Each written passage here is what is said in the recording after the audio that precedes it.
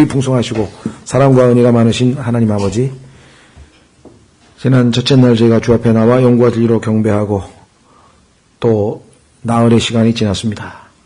주님의 신실하심을 다시 한번 감사드립니다. 그러나 주님, 저희의 모습은 부끄러울 뿐이고 하나님 앞에 감히 나올 수 없음을 다시 한번 고백합니다. 이 시간에 오직 우리 주 예수 그리스도께서 흘리신 보배로운 피를 힘입어서 아버지께서 약속하신 그 약속을 붙들고 담대히 은혜의 왕좌 앞에 나왔사오니 약속하신 대로 긍휼을 베풀어 주시옵시고 또 필요한 때에 도우시는 은혜를 주셔서 저희로 하나님 앞에 저희 자신을 산 희생물로 하나님 앞에 내어드릴 때 주께서 연락하시고 이 경배를 통해서 아버지께서 홀로 존귀와 영광과 기쁨을 얻으시기를 간절히 간구합니다.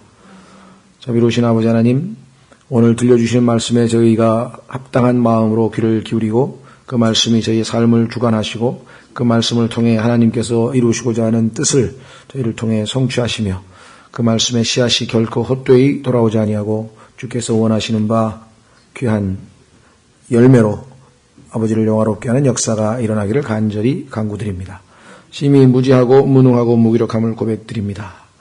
주님, 오직 주께서 택하신 자를 능하게 하시고 주께서 그를 통해서 말씀의 사역을 온전히 성취하심으로 주의 백성들을 양육하신다는 약속을 신뢰하고 그저 나왔습니다. 도와주셔서 이 말씀의 사역을 통해서 온전히 주의 백성들에게 합당한 꼴로 먹이시고 주님을 더욱 깊이 알아가게 하시고 알아가는 만큼 더욱더 주님을 사모하게 하시고 주님께서 저희 안에서 더욱더 늘어나셔서 오직 저희는 점점 줄어들고 주께서 저희 안에서 더욱더 늘어나사 주님을 우리를 통해 많은 사람들이 발견할 수 있는 그런 자들이 다 되어줄 수 있도록 도와주시기를 이 시간 간절히 간구합니다.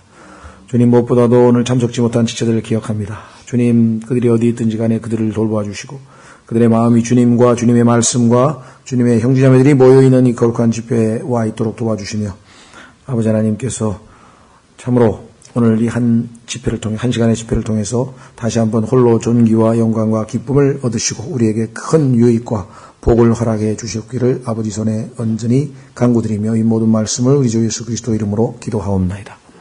아멘.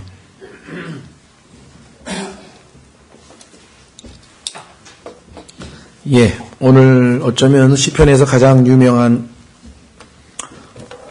시편이 될 것 같습니다. 물론 사람에 따라서 시편 23편 주는 나의 목자시니 그 시편을 좋아하시는 분도 있고 또 시편 1편을 사랑하시는 분도 있고 또 시편 8편도 있고 시편 19편도 있고 다양하지만 그러나 우리 그리스도인들에게 있어서 예수 그리스도의 십자가 사건을 가장 자세하고 가장 아주 구체적으로 보여주는 이 시편 22편이야말로 메시아 시편의 결정판이라고 이렇게 할 수 있습니다. 그래서 이 31절에 해당하는 이 시편 속에 예수 그리스도께서 십자가를 지시면서 성취하신 무려 31가지의 예언들이 이 시편 속에 들어있다는 사실은 정말 이 하나님이 아니고서는 이 시편을 쓸 수 없다는 사실을 우리가 고백하지 않을 수 없고 심지어는 원수들의 입에서 나오는 말씀까지 이 시편에 기록을 했는데 그 원수들은 자신도 알지 못하는 채로 그 예언된 말씀을 예수 그리스도를 십자가에 못 박으면서 할 수밖에 없었다고 하는 것은 모든 것을 주관하시고 모든 것을 다 내다보시고 미리 알고 계신 하나님의 전능하심을 우리가 다시 한번 인식하지 않을 수 없는 것 같습니다.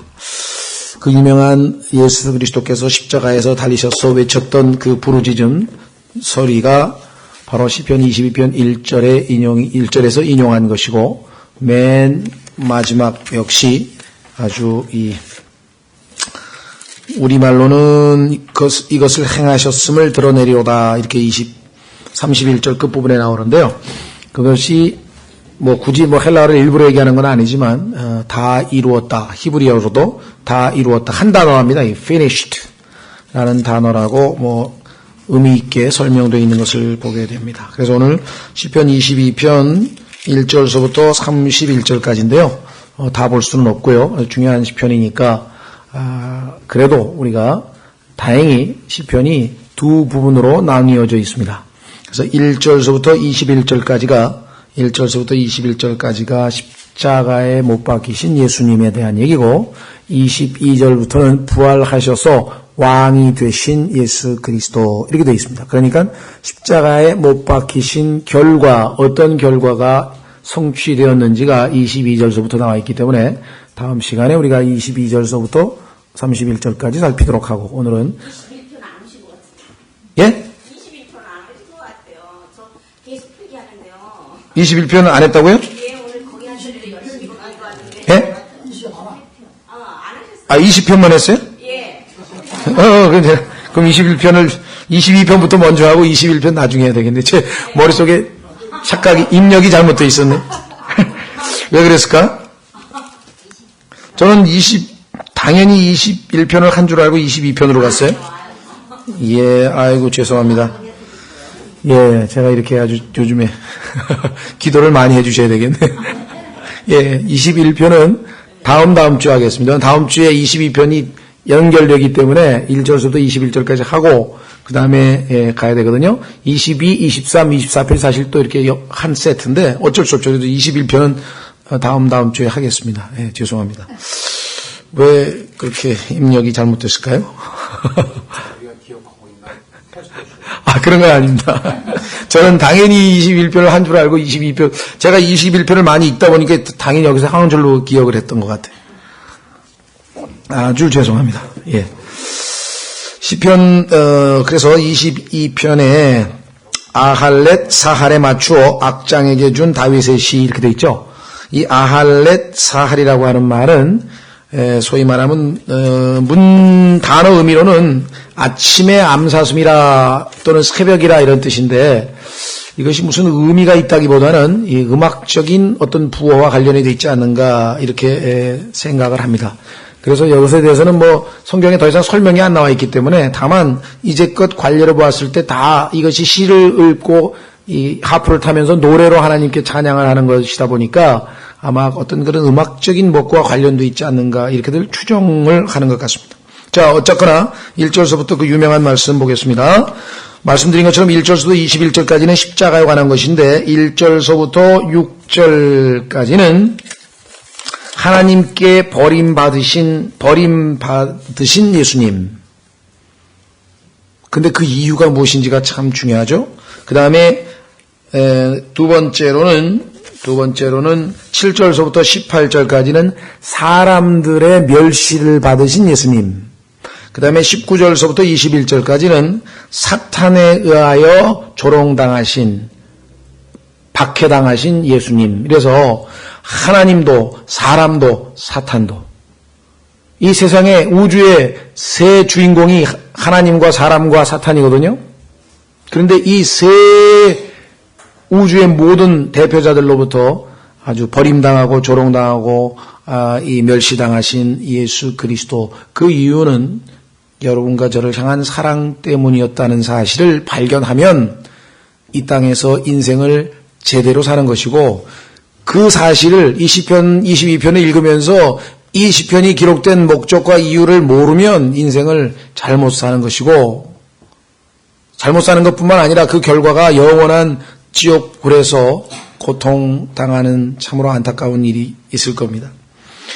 1절 나의 하나님이여 나의 하나님이여 어찌하여 나를 버리셨나이까? 어찌하여 나를 돕는 일로부터 또 나를 울부짖는 말로부터 멀리 떨어져 계시나이까?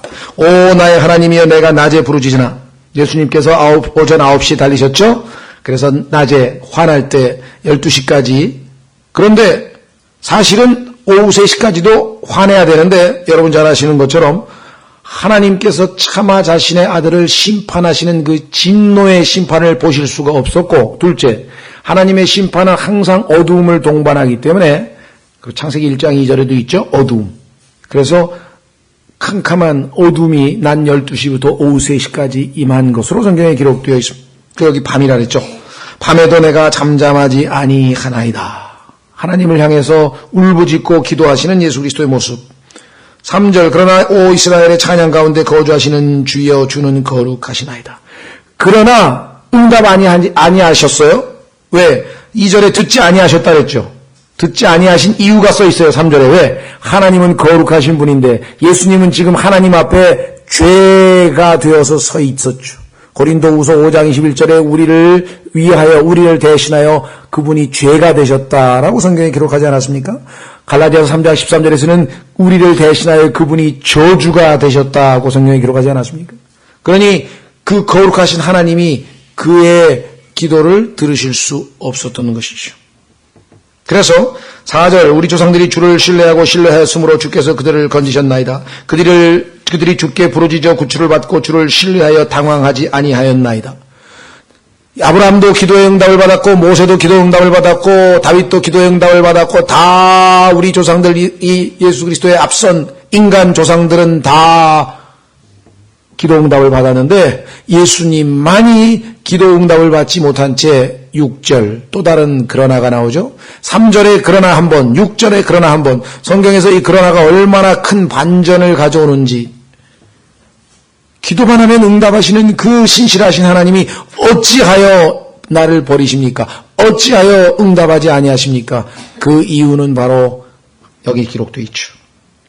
그러나 나는 벌레요 사람이 아니오니 사람들의 비방거리요 백성의 멸시거리니이다. 그분은 이 순간 하나님 앞에 벌레로 서 있습니다. 벌레.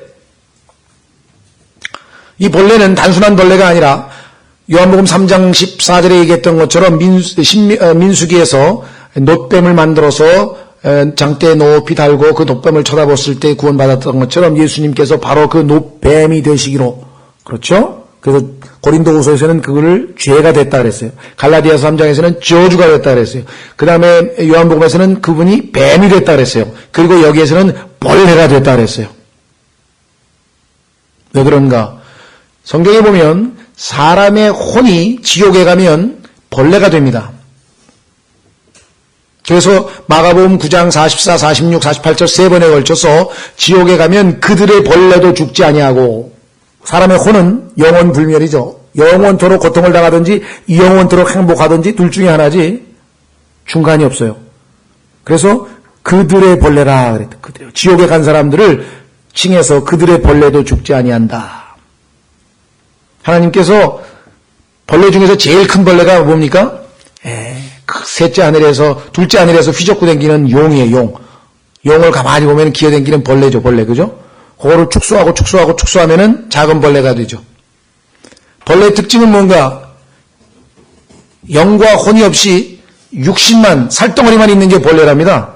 저는 그런 과학적인 것 맞는지 잘 모르겠어요. 누가 그렇게 얘기해서 그냥 지금 여러분들에게 인용을 해드리는데 벌레라는 게 특징이 그렇대요. 그런데 사람의 첫 시작도 우리 여기서 요즘에 성교육도 다 봤지만 그 남자의 씨가 벌레 모양으로 생겼어요. 예, 정충이라고 하죠. 벌레 충자를 쓰잖아요. 그냥 쓴 게 아니거든요. 그렇죠. 그런데 성경에 보니까 우리가 우리의 아버지인 하나님을 닮게 될 것처럼 하나님의 아들이기 때문에 마귀의 자식들은 마귀를 닮게 될 것으로 되어 있고 그것은 다름 아닌 용, 기어다니는 뱀, 벌레인 그 모습으로 혼들이 다 perish, 멸망한다는 것이에요. 그래서 예수 그리스도께서 십자가에서 자신이 벌레라고 한 것은 예수님의 육체에 대한 얘기가 아니라 예수님의 혼에 대한 얘기고 그 혼을 하나님께서 지옥에 내버려 두지 아니하시고 부활시키셔서 부활하신 사건을 말씀했죠. 다시 말하면 여러분과 제가 영원한 지옥에서 벌레처럼 되어서 영원토록 고통당하게 될 그것을 예수 그리스도께서 대신 당하신 사건이 십자가의 사건이라는 것이에요. 그러니까 그 예수님을 거부한 사람은 그 운명이 영원토록 벌레처럼 지내야 되는 거예요. 예수님이 대신 그렇게 해줬다는 사실을 안 받아들였기 때문에 문제가 생기는 거죠. 엄청난 얘기입니다.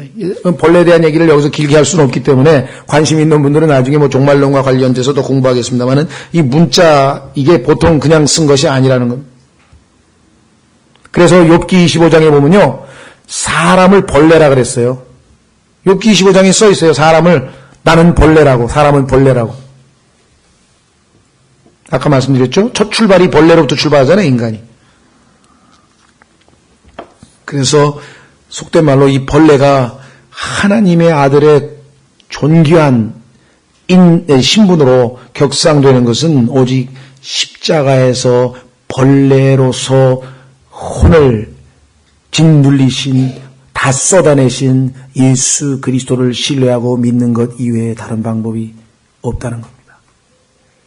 보통 이야기가 아니죠? 보통 이야기가 아니에요. 자, 그래서 말씀드린 것처럼 예수님이 하나님 앞에 마귀의 화신으로, 그렇죠? 지금 뱀으로, 벌레로 매달려 있는 거예요, 십자가에. 이유인즉슨 하나님께서는 예수님이 상하시는 것을 기뻐하셨다고 이사야서 53장에 기록되어 있습니다. 기뻐하신 이유, 성경에 보니까 예수님은 한 번도 하나님의 뜻을 거스린 적이 없어요. 그래서 항상 하나님이 함께 하셨다, 이게 성경에 기록되어 있어요. 확인해 보겠습니다.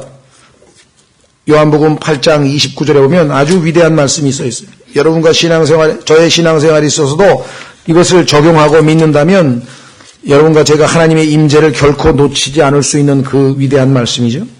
요한복음 8장 29절. 요한복음 8장 29절. 나를 보내신 분께서 나와 함께 계시는도다. 내가 항상 아버지를 기쁘게 하는 그것을 행함으로 그분께서 나를 혼자 버려두지 아니하셨느니라 하시니라.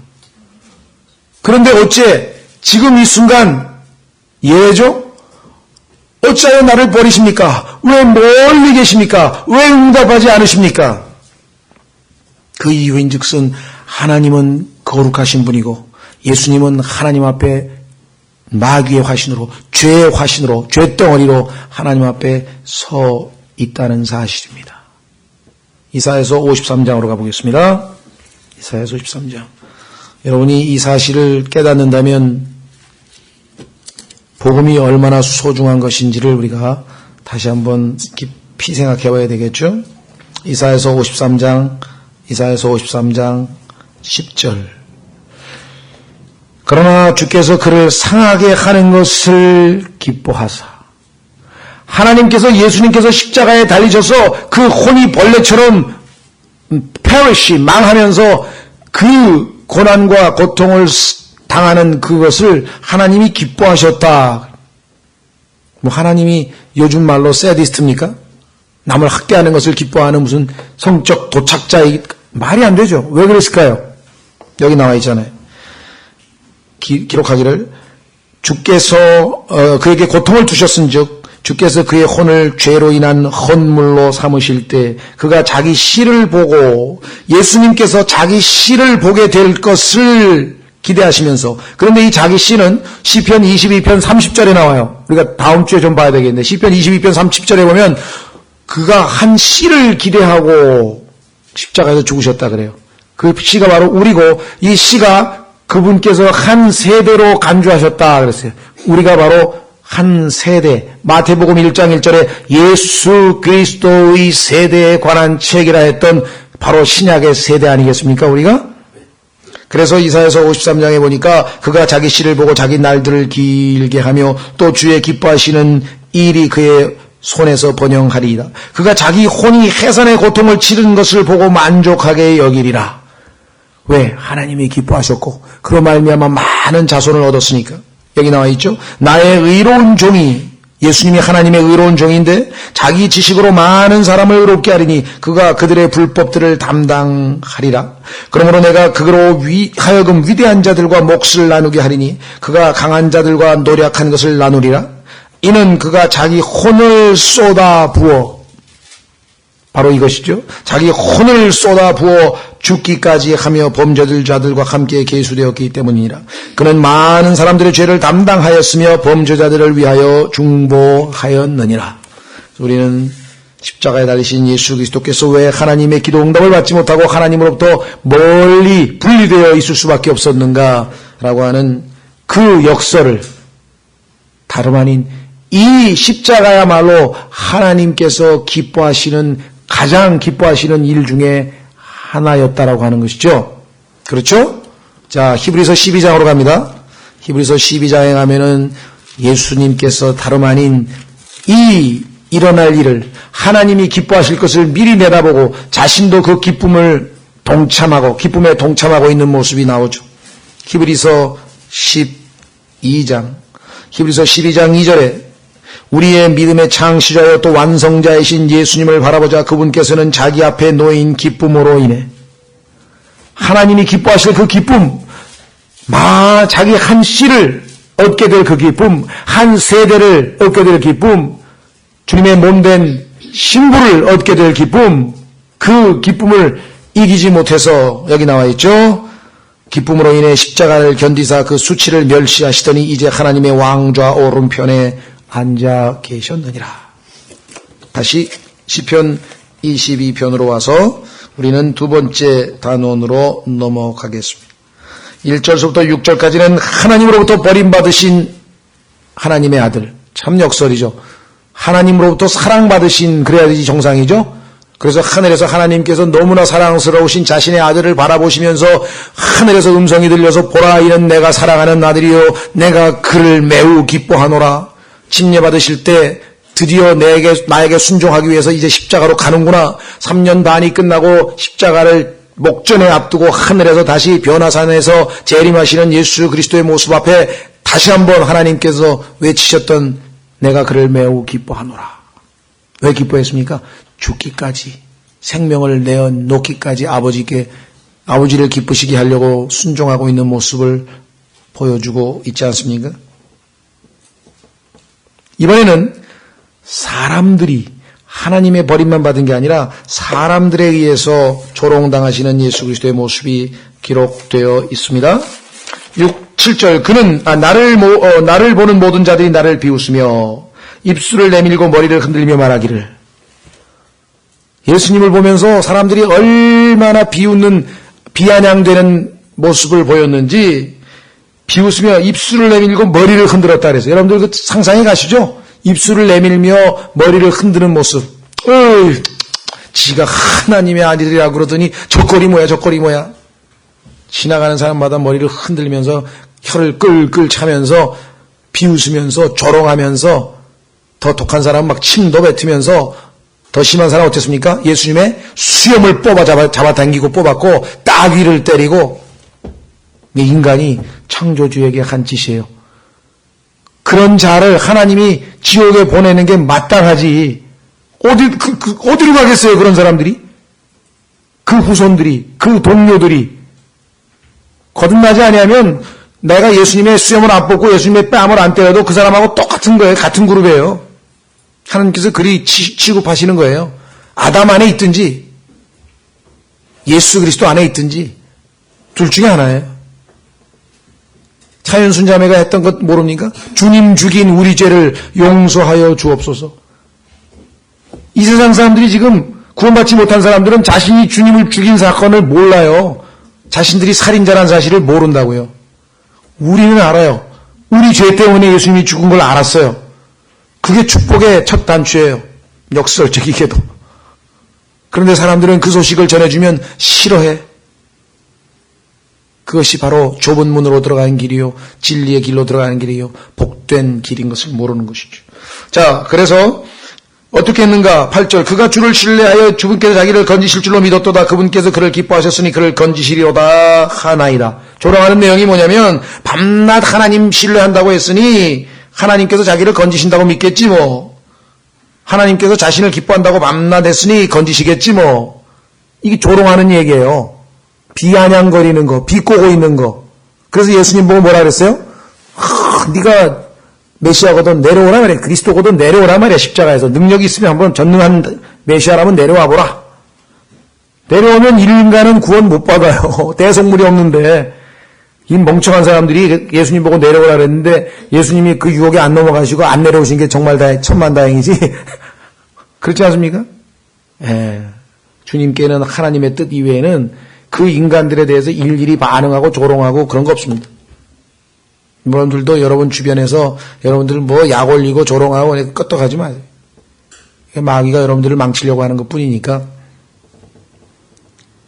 9절 그러나 주는 곧 나를 모태에서 꺼내신 그분이시니 내가 내 어머니의 젖가슴에 있을 때 주께서 나로 하여금 소망을 갖게 하셨나이다. 내가 모태에서부터 주께 맡겨졌으며 내 어머니 뱃속에서부터 주는 나의 하나님이시니이다. 인간으로 이 땅에 태어나기 위해서 인간의 몸을 입고 이 땅에 내려오기로 결정한 그 순간부터 그는 참으로 모욕적이게도 창조주이시면서 인간의 피조 과정을 그대로 다 순종했어요. 그렇죠? 하나님께서는 그가 인간과 동일한 방식으로 물론 성령께서 잉태했죠. 왜냐하면 그분에게는 죄가 주입될 필요가 없었으니까.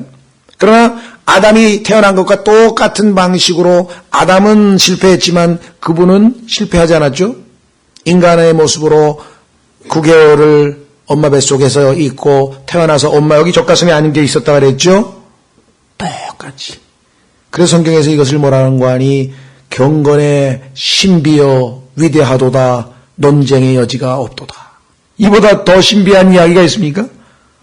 빛이 있으라 하고 빛을 만드신 분, 온 우주를 창조하신 전능하신 하나님께서 인간이 되어서 그것도 그냥 장성한 어른으로 아담처럼 그냥 30세로 태어난 것도 온 것도 아니고 인간의 몸속에 자기가 창조한 피조물의 그 여인의 몸속에서 그 몸을 예비시켜가지고 9개월 동안 있고 그래서 예수님이 이 지상에서 인간과 똑같은 삶을 사셨다. 이유는 하나뿐입니다. 그 과정을 거쳐서 죄를 지어서 하나님의 영광에 이르지 못하는 자들을 똑같은 인간으로 사셨으나 단 한 번의 죄를 짓지 아니하고 완전하게 하나님의 뜻에 순종해서 여러분과 저의 대속물의 자격을 획득하기 위한 유일한 목적으로 그 모든 걸 다 참으셨다는 걸 생각해 보세요. 그분에게는 그것이 필연이 아니에요. 그것을 해야 될 이유가 없어요. 그 예수님의 사랑을 모르고 사는 사람은 사랑이 뭔지를 모르는 것이 뭐가 사랑입니까? 우리는 하나님은 사랑이시라 무슨 하나님께서 나에게 무슨 감성적인 그것뿐만 아니라 이 속에 담겨져 있는 자신의 모든 걸 다 버려서 희생하고 33년 반을 굴욕적인 인간의 제한을 받으면서 시공간의 제한을 받으면서 사시고 하나님으로부터 버림받으시고 인간으로부터 조롱당하신 모습 여기 나와 있죠. 11절 다시 기도합니다. 나를 멀리하지 마옵소서. 고난이 가까이 있으나 도울 자가 없나이다. 하나님의 입에서 이런 소리가 나오는 게 여러분들은 얼마나 역설인 줄 아십니까? 얼마나 모순인 줄 아십니까? 나는 길이요 진리요 생명이라 그랬는데 생명이신 분이 죽으러 오다니 그런 역설이 또 있습니까? 그걸 안다면요 이 세상의 인생살이에서 아무리 모순된 일이 있어도 여러분들 그거 다 이겨 넘기실 수 있어요. 왜? 생명이신 분이 죽었거든요. 그보다 더 큰 모순이 어디 있어요? 여러분들이 인생이 앞뒤가 안 맞는 모순된 일을 당하면 견딜 수 없어 하는 게 인간이지만 이보다 더 큰 모순은 없습니다. 창조주가 피조물이 되셨다? 생명 되신 분이 죽으러 오셨다?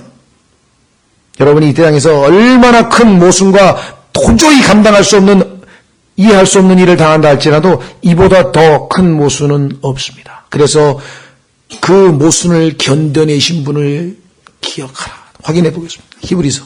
여러분과 제가 삶에서 승리할 수 있는 것은 이 예수님을 깊이 생각하는 일밖에 없어요. 예수님을 깊이 생각하는 사람은 승리할 수 있습니다. 내 앞에 보이는 환경만 보니까 자꾸만 좌절하고 약해지죠. 예수님을 깊이 생각해 보세요.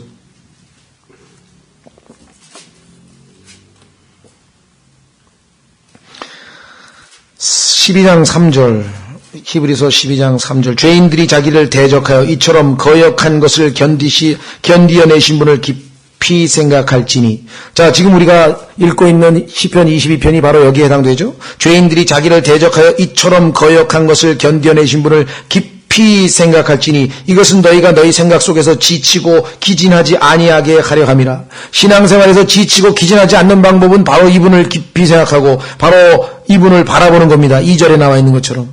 이분을 바라보고 이분을 깊이 생각하는 사람은 승리할 수 있어요. 이겨낼 수 있어요. 그런데 거역한 것이라는 영어 단어를 보시면 우리말로 거역한 것이라는 단어는 영어의 contradiction, 모순이에요. 모순. 예수님이 겪으신 모순을 한번 생각해 보세요. 죄인이 거룩한 분을 죽였어. 피조물이 창조주를 죽였어. 죽을 수밖에 없는 존재가 불멸하시는, 죽지 아니하시는 분을 죽였어. 이거보다 더 큰 모순이 있어요? 예. 자, 다시 시편 22편, 인간으로부터 조롱당하시는 예수님. 참으로 놀라우신 분이시죠. 그래서 시편 22편 11절, 나를 멀리하지 마옵소서, 고난이 가까이 있으나 도울 자가 없나이다. 여러분과 저는 항상 돕는 주님이 우리와 함께 하신다고 했습니다. 성령께서도 우리가 마땅히 기도할 바를 알지 못하나 우리의 연약함을 아시나니 그분께서 우리가 기도할 때마다 도우신다 그랬어요.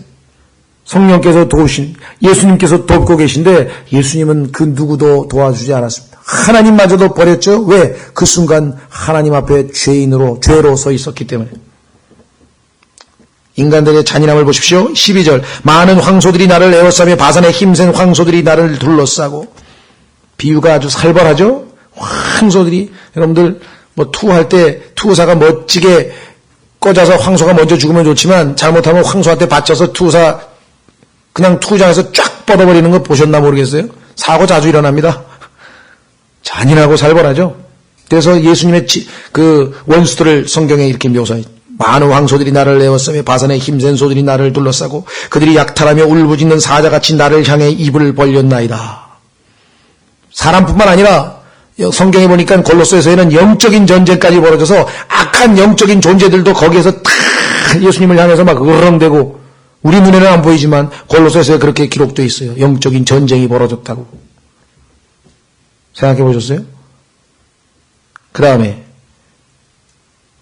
14절, 나는 물같이 쏟아졌고, 물이 확 엎질러지듯이 예수님의 기력이 완전히 그냥, 이런 경험 글쎄요, 인간으로서 완전히 진이 다 빠져서 완전히 체액이 다 녹아서 그냥 물같이 다 쏟아져 버리는 그런 경험 쉽게 하기 어렵죠.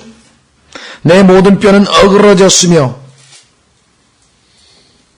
내 정형외과 의사 친구 만나면 좀 물어보래. 뼈가 어그러진다는 이 느낌이라는 게 이게 어떤 상황에서 십자가에 매달리면 일어나는 현상이라는데, 의학적인 설명은 제가 읽어봤는데도 참 이해가 잘 안 가서 여러분들에게도 실감나게 묘사를 못해서 죄송합니다만은, 하여간 의사라면 이거 언젠가 실감나게 설교할 수 있는 사람 아마 있을지 모르겠어. 내 심장은 밀초같이 되어 내장 한가운데서 녹았나이다. 예수님께서 자신의 십자가의 고통을 이렇게 묘사하고 있습니다. 내 힘이 질그릇 조각같이 마르고 몸에서 체액이 다 빠져나가서 질그릇이 바싹 말라가지고 그런 상태가 됐어요. 예수님의 그 몸 상태가. 그래서 인간이 흙으로 만들었으니 흙으로 돌아갈지어다. 예수님의 육체는 지금 흙이 되어가고 있는 십자가에서. 예수님이 오죽하면 내가 목마르다 하셨겠습니까? 내 혀가 내 턱에 붙었나이다. 이거 당해보지 않고 어떻게 경험할 수 표현할 수 있겠습니까? 주께서 또 나를 사망의 티끌 속에 두셨나니 흙으로 돌아갔어요. 개들이 나를 에워싸며 사악한 자들의 무리가 나를 둘러싸고 내 손과 발을 찔렀나이다. 영적인 악한 자들도 되고 예수님을 괴롭혔던 원수들도 되고, 계시록 22장에 보면은 지옥에 있는 존재들 중에 개들이란 말이 나오죠. 빌립보서에서는 여러분과 저보고 개들을 조심하라 돼. 개들. 베드로 후서에 보니까 개가 토한 곳에 다시 돌아간다 그랬어요. 예수님을 믿지 아니하는, 그리고 악하게 대적하는 모든 무리들을 성경에서 개들이라 돼. 육신적인 자들. 17절, 내가 내 모든 뼈를 셀 수 있나이다. 그들이 나를 쳐다보고 노려보며. 쳐다보고 노려봤던 사람들이요, 재림하시는 예수 그리스도를 다시 한번 이제는 어떻게 됩니까? 그 눈을 바라보아야 돼요. 그리고 그 유다 지파의 사자로서 차마 두려워서 쳐다볼 수 없는 그분을 한번 쳐다봐야 돼요. 그리고 그분의 심판의 대상이 되고 그분의 진노의 대상이 되어야 됩니다. 그 순간 끔찍하게 두렵습니다. 여러분 잘 아시는, 들어보셨는지 모르겠는데요, 이 워터게이트 사건의 주범으로 몰려서 재판을 받았던 찰스 콜슨이라고 하는 사람이 재판을 받으면서 너무너무 두려워서 나중에 쓴 간증, 수기에 보면은 뭐라고 했는지 아세요? 자기는 미국의 그 판사들 앞에서 서 있을 때에도 자기가 지은 죄로 인해서 또는 그 재판정에 권위 있는, 위험 있는 그 분위기 속에서 두려움에 떨었는데, 내가 나중에 온 우주의 심판주 앞에서 서게 되면 얼마나 두려울지. 그 순간 그는 아주 두려움에 어떻게 감당할 수 없을 정도로 두려웠다고 하였습니다. 근데 그 사람에게는 그것이 구원의 첫 출발이었어요. 하나님을 두려워하는 것이 지혜의 시작이라. 그렇죠? 하나님 무서운 줄 알아야 자기가 죄인인 것을 알게 되고 그 죄에 대한 심판이 얼마나 무서운 것인지를 알아야 예수님의 십자가의 사랑이 얼마나 큰 것인가를 알 수가 있는 거지. 그렇죠? 하나님이 어떠하신 분인지를 감히 모른 채로 하나님의 사랑이 얼마나 큰지를 알 수는 없는 겁니다. 그렇죠? 예. 자, 그래서 여기 보시니까 그들이 나를 쳐다보고 노려보며 자기들끼리 내 옷을 심지어는 무모한 짓까지 했어요. 자기들이 내 옷들을 나누고 내 겉옷을 놓고 제비를 뽑나이다. 얼마나 문자적으로 그대로 성취됐는지 여러분들이 복음서에서 읽어보시면 아시죠? 그대로 이루어졌습니다. 여러분, 예수님께서 벌거벗고 여러분과 저를 대신해서 수치를 당했습니다. 여러 가지 이유로 인해서 우리가 예수님 십자가의 그림을 그릴 때에는 속옷을 입은 채로 그냥 위아래 벗고 있지만 실제 성경적으로 보면 예수님은 다 벗고 십자가에 달리신 거예요. 차마 하나님께서 그를 보실 수가 없어서 12시부터 어둡게 해서 아무도 그 예수 그리스도를 보지 못하게 만든. 여러분, 인간 누구든지 제정신을 가지고 벌거벗고 십자가에 달아놓으면 그거 견딜 수 있습니까? 그 수치를 한번 생각해 보세요. 그것은 여러분과 제가 하나님 앞에 가서 서 있을 때 당할 그 수치를 당하지 않도록 하기 위해서. 여러분과 제가 지금 예수님으로 옷 입지 않은 채로 하나님 앞에 가면은요, 태어나면서부터 지은 모든 행동으로 지은 죄, 생각으로 지은 죄, 느낌으로 지은 죄, 모든 죄들이 일시에 다 화면에 비치는 거예요. 그 사람들이 왜 아무 말도 못하고 그냥 도망치듯이 지옥으로 가는 줄 아십니까? 수치스러워서 그래요. 저렇게 죄를 많이 지어놓고 십자가에서 예수님이 용서하신다 그랬는데 자기 의로 착한 일로 예수님 믿겠다고 저렇게 무모한 짓을 했나? 생각해 보셨습니까? 예수님은 여러분과 제가 당할 수치를 십자가에서 벌거벗은 채로 서 계셨던 거예요. 예수님이 행하신 위대한 일, 그게 한두 가지가 아닙니다. 한두 가지가. 저희는 이 내용들에 대해서 이미 지난 3년, 4년 동안 주의 만찬 때 계속 예수님의 수치를 당하신 예수님 다 했어요. 지금 좀 기회 되면 또 다시 한번 반복을 할 수 있는 기회가 있겠습니다만은 한번 매월 첫째 주 설교를 들어보시면 전부 다 예수님이 수치당하시는 예수님. 자, 그래서 여기 보시면 뭐라고 되어 있습니까? 19절, 그러나 19, 20, 21절은 예수님께서 예수님을 정말 남용하는, 가지고 노는 마귀의 모습. 오 주여, 나는 주는 나를 멀리하지 마옵소서. 오 나의 힘이시여, 속히 나를 도우소서. 내 혼을 칼에서 건지시며 내 사랑하는 것을 개의 권세에서 건지소서. 사랑하는 것은 성경에서 이 darling이라고 하는 말인데요. 이 darling이라고 하는 말은 성경에서 자신의 혼을 빗대할 때, 왜? 만천하보다 가장 소중한 게 우리의 혼이잖아요. 그렇죠? 우리는 이제 이 세상에서는 연인들끼리 my darling 하는데요. 그 마이 달링 할 수 있는 사람은 성경 공부를 제대로 한 사람만 할 수 있는 거예요. 뭣도 모르고 마이 달링 하면 무슨 소용이에요, 그게. 안 그렇습니까?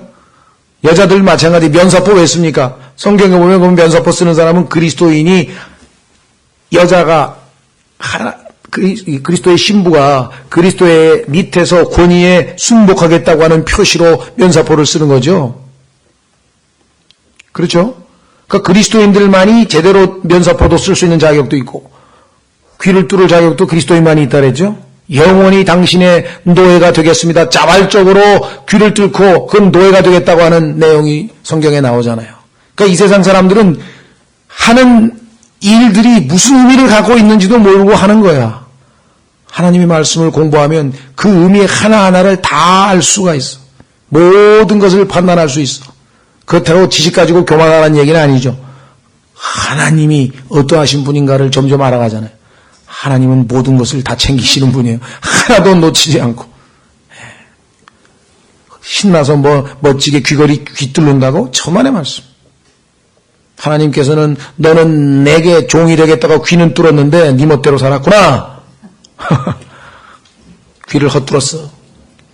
면사포는 쓰고 순종하겠다 그러고, 그죠? 면사포는 썼는데 순종하겠다고 순종 안 했구나. 그죠? 네, 등등등. 그래서 여기 보시면 내 사랑하는 것을 개의 권세에서 건지소서. 결국 응답하셔서 부활하신 예수님이 22절에 나오잖아요. 하나님이 응답하셨잖아요. 드디어 나를 사자의 입에서 구원하소서. 우는 사자와 같이 삼킬자를 찾고 다니는 그 마귀, 나를 사자의 손에서 입에서 구원하소서. 주께서 내 말을 들어서 나를 유니콘들의 뿔들에서 벗어나게 하셨나이다. 드디어 기도 응답이죠. 하셨나이다. 예? 드디어 기도 응답했잖아요. 그래서 예수님이 사흘 만에 부활하셨죠. 그래서 유니콘이라고 하는 것은 뿔이 하나 달린 말인데, 사람들은 유니콘이 이 세상에 어디 있냐, 나중에 보면 있다는 걸 알게 될 거예요. 네, 스핑크스 포함해서 성경에 나오는 그 또 유명한 뭡니까 이사야서에 나오는 염소 사티로스 그렇죠? 반은 염소고 반은 인간인 존재, 이런 것들 성경에 많이 나오죠. 유니콘도 상상의 동물이 아니라 사람들은 실제 있냐 그러지만 나중에 보면은 어떤 것인지 다 밝혀지게 되겠습니다만은, 여기서 그 문제는 또 다른 차원에서 이야기하고, 오늘 우리는 1절서부터 짧지만 6절까지 하나님께 버림받으신 예수 그리스도, 여러분과 저를 대신해서 하나님 앞에 죄가 되셨다. 8절서부터 18절까지 인간들로부터 조롱당하시고 고통당하신 예수 그리스도, 하나님을 기쁘시게 하기 위한 그 이유 다름없습니다. 왜? 하나님이 여러분과 저를 구원하시기를 기뻐하셨기 때문에. 그리고 마지막, 하나님 앞에 마귀의 손에서 자신을 건져주실 것을 기도했는데, 이 기도가 바로 겟세마네 때 기도했던 그 기도였죠. 울부짖으면서 사망으로부터 자신을 건져주실 것을 기도해서 응답받은 부활의 하나님의 신실하심, 그분은 드디어 이제 22절서부터 부활 후에 예수님의 모습을 우리가 다음 주에 확인하면, 시편 22편은 정말 어마어마한 내용들이 압축되어 있는 시편. 그렇죠? 예. 이 시간에 여러분과 제가 우리를 향하신 예수 그리스도의 그 지극하신 그 사랑을 이 시간 다시 한번 깊이 생각하고 감사하고, 우리도 주님을 더욱 사랑하는 그러한 자가 되어질 수 있도록 잠깐 본문을 놓고 기도하고, 그 다음에 기도 제목을 놓고 기도하겠습니다.